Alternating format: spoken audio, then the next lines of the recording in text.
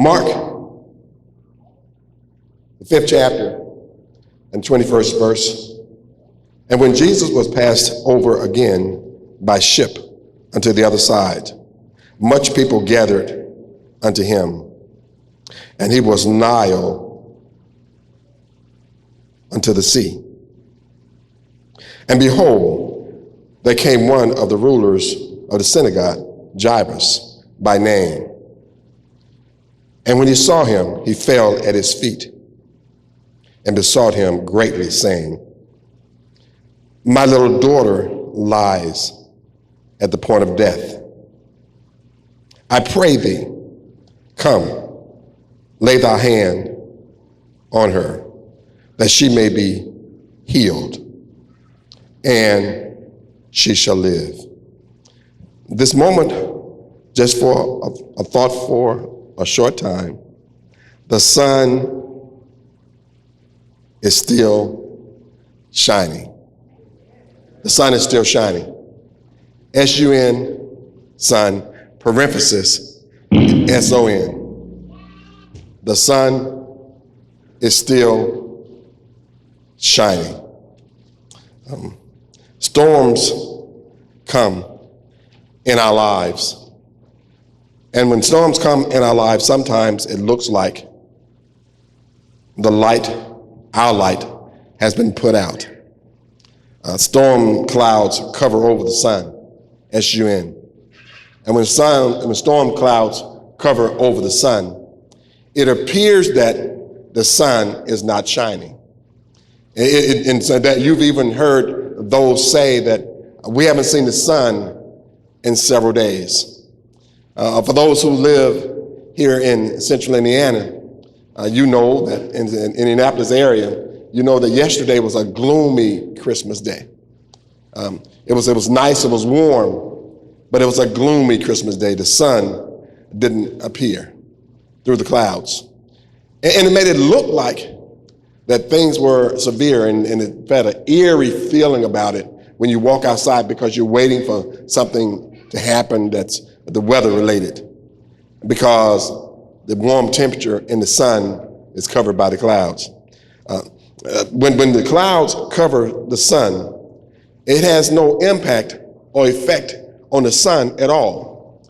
Only those who are underneath the clouds are affected by the clouds, because the sun is still shining. In our personal lives, we also have issues and things that happens to us that causes our S-O-N sun to appear to not shine. In order for our S-O-N sun to appear that it's not shining, it has to be a problem or issue that's greater than us. Something that we can't figure out, something that we can't work out, something that's bigger than we are. An issue that consumes our time, take up our thoughts, issues that we worry about through the night. Wake up through the night because of issues. Wake up in the morning with thoughts on our mind because of issues. Things that happen to make it look like the S-O-N sun is not shining in our lives. We've prayed about it and nothing has happened. We've been down on our knees and we read scripture, but nothing has happened. It appears that the S-O-N sun is not shining. And so therefore the issues consume us because it covers our sun. And we focus more on the issue that's in front of us than we do the sun that's shining through the clouds or behind the clouds for us. And so therefore, in our lives, we find ourselves consumed only because we haven't trusted the sun, S-O-N, enough to know that he's still shining. Yeah, I want you to understand that there was a storm that was talked about in Genesis during Noah's lifetime. This particular storm that was talked about came about because of sin. And I want you to understand that when rain began to fall, and the lightning began to flash, and the winds began to blow, it lasted over 40 days and 40 nights. And what they're saying is that for 40 days and 40 nights, Noah didn't see the sun because of the rain. And not only that, after the rain had ended, and the storm was over, it still took Noah 150 of those days before he could see dry land, or before God remembered him, or before God allowed him to step off. I want to understand that through the midst of all of Noah's days on the ark, Noah was going through a storm that he didn't cause. It was caused by sin. And Noah was survived the storm because of God. For 40 days and for 40 nights, it rained. How many of y'all know that a lot of us, and most of us, can't even stand to not feel the sun for one day? But for 40 days and for 40 nights, Noah didn't see the sun. But what Noah had was, Noah had the power and the strength of God that was inside of his heart, because Noah wasn't like some of us. Noah trusted God. Noah trusted God enough to build a watercraft that took over 120 years. Noah trusted God enough to in spite of his friends and his contemporaries, he still trusted God. Storms don't last always. It doesn't matter what it is that you're going through. Just know this, that the S-O-N sun not going to let your storms last always. The example is that the S-U-N sun is always shining behind the clouds. And what the S-U-N sun is doing is the S-U-N sun is making the clouds give up rain. Because, see, y'all ain't what I'm saying. Without the sun, there would be no clouds. And so what God is letting us know today is behind every cloud, the sun is still shining. And what they're saying to us is no matter how difficult 2020 has been, behind the sun, behind the clouds, the sun is still shining. No matter how difficult 2021 has been, the sun is still shining behind the clouds. No matter what has happened in your life, the sun is still shining, S-O-N, behind the clouds. Behind all of your issues is God, the Son of God. Behind all the things that have happened in your life, he's still shining. Here's what he said: I'll never leave you nor forsake you. So therefore, we don't have anything to worry about, because God is with us. God loves us. And God's love will always outlast our storms. So many times we want to give up. I've heard people say, I used to go to church, but this happened. I used to be involved, but this happened. I used to be a faithful member, but this happened. I come to tell you, if you had just waited one more day, one more hour, one more second, just hung on in there, because the race is not given to the swift or to the strong, but it's given to those who endure to the end. God's love outlasts your storms.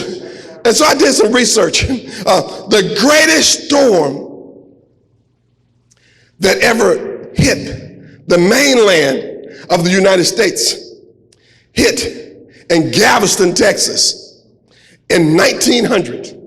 In 1900, there was a storm that hit in Galveston, Texas, and said that this particular storm was the most severe storm on record. Over 8,000 people died in that storm. It said because of that storm, about 12 people lost their lives. 12,000 people lost their lives because of that storm. That was the greatest storm that had touched on record the mainland of the United States of America. And yet there's still a Galveston, because the sun still shines. And I'm not just talking about the S-U-N, I'm talking about the S-O-N. Sun still shine. There were people that lost their lives, but the S-O-N sun still was blessing humanity. I want to understand that because of that particular storm, that people lost their lives. There were people that were a part of, lived in Galveston, that their families were separated. Their family members lost their lives. But God still, his son still shines. I want you to understand the sun is still shining no matter how difficult your life may be. The sun is still shining no matter what it is that you're going through.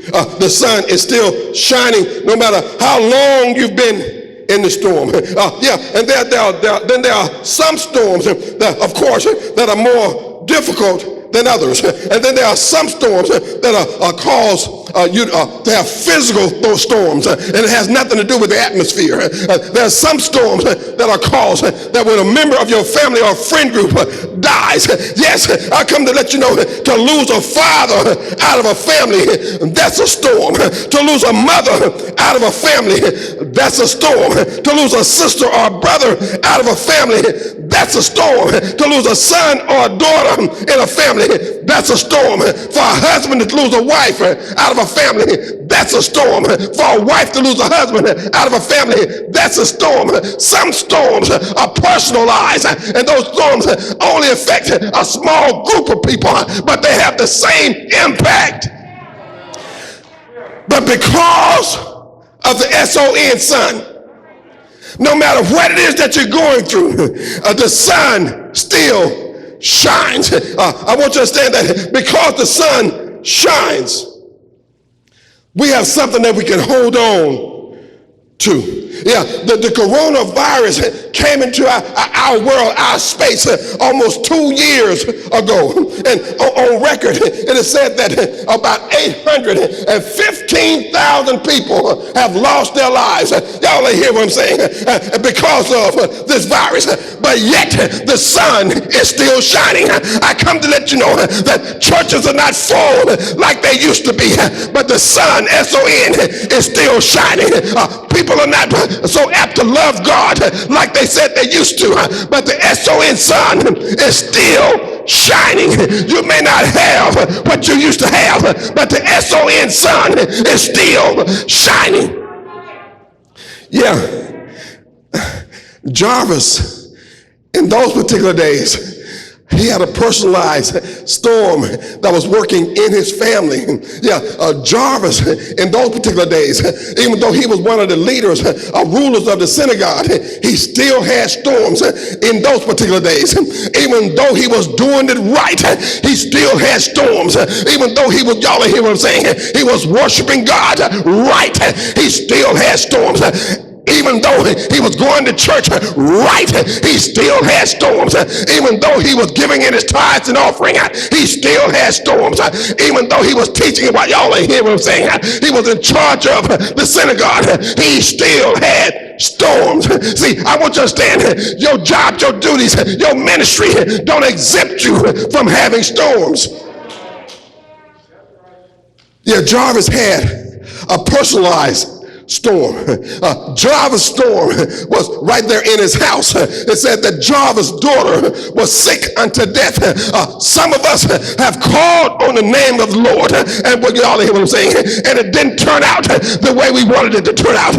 Some of us have gotten down on our knees and we prayed, and it didn't turn out the way we thought it should turn out.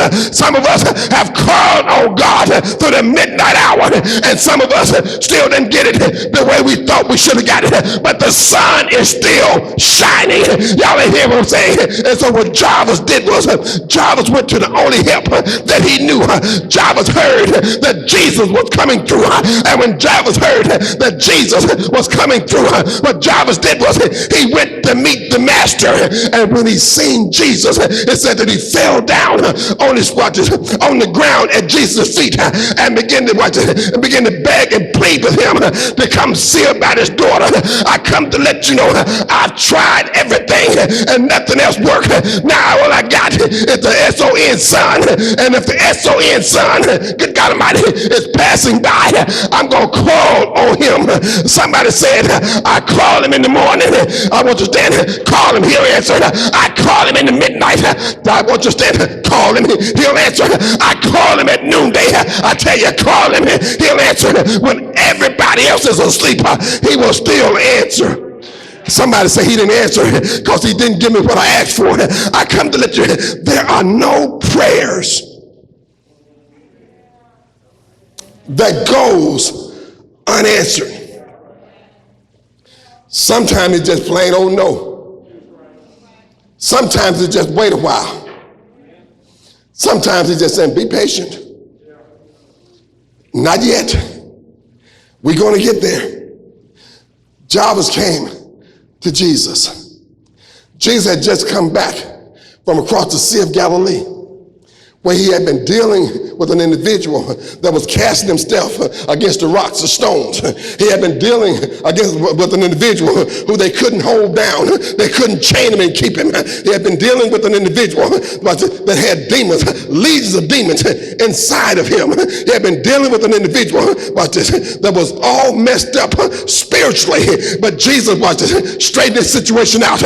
Maybe somebody had told Jairus that Jesus had already worked a miracle on the other side of Galilee. Well, I want you to understand this particular individual that was possessed by demons. I want you to understand Jesus came and caused the demons to go into, they asked permission to go into shrine, about 2,000 shrine. They went into the shrine and went and drowned themselves, the shrine did, in the sea. The man that was demon possessed, now that he's healed, watch this, he wanted to follow Jesus along the way. And Jesus told him, go back home to your friends and your loved ones. Be an example for them. Sometimes through our hardship, through our pain, through the things that God has caused to happen in our lives, what God is doing is God is using us as an example to be, you know, hear what I'm saying, for the individuals who hadn't got strong enough yet, who don't know him that you know him yet. Be an example for those individuals. Perhaps Jairus had heard about that. So when Jairus came to Jesus, he fell down and besought him and let him know, Master, I have a daughter, a little daughter, who's sick unto death. In other words, my daughter is dying. And I just believe that if you lay hands on her, she'll be healed and she'll live. Yeah. See, not just be healed, but also live. Perhaps Jairus had heard about her, because when you read the book of Mark is not chronologically in order. In other words, Mark just wrote down some things that came to his memory and to his memory, and so therefore you'll find some things at the beginning of Mark that happened in the middle of Mark. You'll find some things happen in the middle of Mark that happened at the end of Mark. You'll find some things that happened in the end of Mark that happened in the beginning. Mark just wrote down as it came to him. So we'll find that it could be that Jairus had already heard about Jesus walking on the water, and he knew that Jesus had power over the elements. It could be that Jairus had already heard about Jesus opened up the eyes of the blind, and he knew that Jesus had power. It could be that he knew that Jesus had brought Lazarus from the dead, and he knew that Jesus had power. It could be that Jesus had healed diseases and healed leprosy, and he knew that he had power. And what Jairus did was Jairus came and threw himself at the mercy of Jesus Christ and told Jesus, my young daughter is at home dying. And I just believe if you just come and lay your hands on her, she'll be healed and she'll live. And Jesus left with Jairus. Now, everything was going really well with Jairus on the trip. There was a large crowd of folk that was also following Jesus as he and Jairus was going to Jairus' house. And at the large crowd of folk that had gathered around, Jesus was following him along. So I want you to understand something. Everybody come to church ain't looking to come to be saved. Some folk just looking to get what Jesus got. Everybody that's coming to church ain't trying to get right. Some people just want to get what the Savior had to give. There was a large crowd of folk that was following him around. As they journeyed, and said, Jesus said, In the midst of all that chaos, in the midst of all that pushing and grabbing, Jesus said, somebody touch me. Y'all hear what I'm saying? And the disciple told Jesus, yes, master, all this pushing, all this grabbing, all this pressing, somebody's touching you from side to side. Jesus said, somebody touched my garment and I can feel my virtue leave my body. I often wonder what was Jarvis thinking. Now I've came to Jesus and I asked Jesus to go to my house. At the house, my daughter, when I left home, was dying. Now Jesus is on his way to my house, and on the way to the house, he meets another storm. Well, this storm was another personalized storm. I don't know what your issues are. Sometimes your storms are just personalized storms. Sometimes your issues have to deal with nobody but you. Sometimes issues deal with a group of people. Sometimes issues deal with several individuals. And sometimes issues just deal with one. This particular storm was dealing with an individual woman who had an issue of blood 12 long years. She had spent all of her money, gone to all the doctors, but y'all hear what I'm saying, used up all of her resources and couldn't get no better, but progressively got worse. She felt like her sun wasn't shining. She felt like her storm wasn't going to be over. She felt like this is just the way. You ever get to the place where you feel like this is just the way it's going to be? I'm not going to get any better. I've done everything that I could. Things just not going to change. He's not going to change. She's not going to change. My situation's not going to change. This is just it.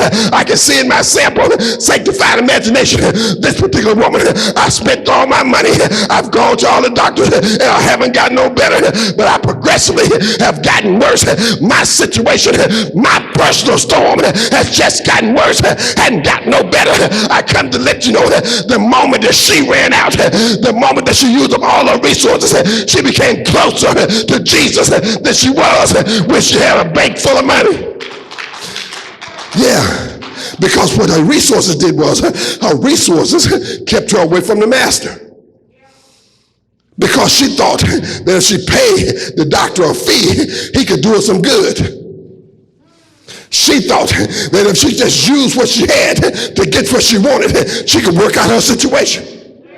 But now she's in a situation where she don't have no money, she don't have no friends, she used up all her resources, and all the doctors that she went to couldn't do her no good. But perhaps she had heard about Jesus as well. Maybe she heard something about Jesus having a friend named Mary and Martha and Lazarus. Maybe she heard that Jesus went to visit them and had supper, and how Mary washed his feet and dried it with her hair. Maybe she heard how Martha had prepared a meal for Jesus. Maybe she heard how Martha was complaining because Mary wasn't helping her. Maybe she heard Jesus was letting them know that this one is doing what good God Almighty, the blessed thing by blessing me and preparing me for my embalmment. Maybe she heard that Lazarus got sick one day, and when Lazarus got sick, maybe she heard that the sister sent for Jesus and told Jesus, good God Almighty, your friend Lazarus is sick. And what Jesus did was Jesus didn't leave. Jesus waited before he went back to Lazarus. Maybe she heard that when Jesus arrived there where Lazarus was already dead. Maybe she heard that Mary and Martha had lost faith. Maybe she heard that Mary and Martha had lost hope. Maybe she heard that Jesus told them, God Almighty, that where have you laid him? And they began to say, by now he's thinking. In other words, maybe she heard no matter how long you've been there and how bad it is, Jesus can turn your situation around. But I came to tell you, Mount Moriah, no matter how bad your situation is and how long you've been in, Jesus can turn your situation around.